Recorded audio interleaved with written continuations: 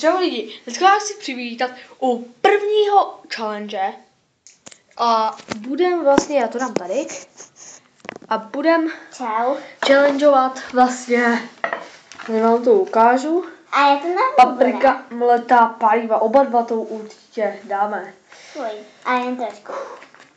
A palí to o 106, hrozně to pálí, jo, jak je tam fakt. Ty vole, já se bojím.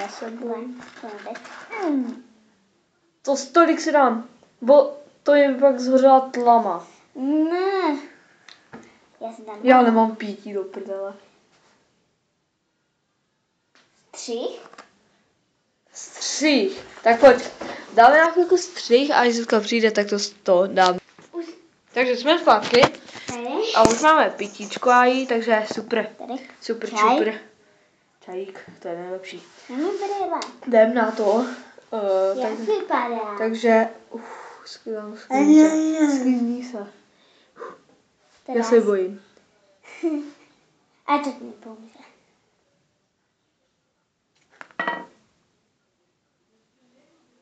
Pálí? Dobrá. Je to malo, jo? Moc malinko. Ty vole. To pálí, ale počkej. To pálí jak svině. Já jsem holka, tak si dám málo. O piči. Pálí? Fuj, já smrdí to jako kozí hovna. Ale... Tak teď Zuzka je na řadě. Fuj, já se pobliju asi. A tě vidí kamera. Nazdar. Fuj. Hej, Nechám. Tak si jdem na to. A nesmíš to vyplýnout. Dělej. Pojď. A 3, proč? 2, Proč by jsem to 1. Teď.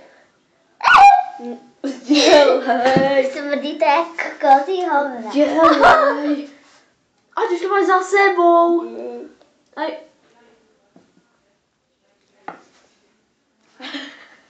Ukazuji do kamery. Kurva. To je pálí. Ne? Tak pojď toto. Tak. To je asi pro tento challenge. Počkejte. Tady mám Pro tento challenge vše a Zuzka by třeba mohla natočit nějaký třeba jak udělat náramek nebo takhle něco. Takže zatím čauky. Mi pálí huba.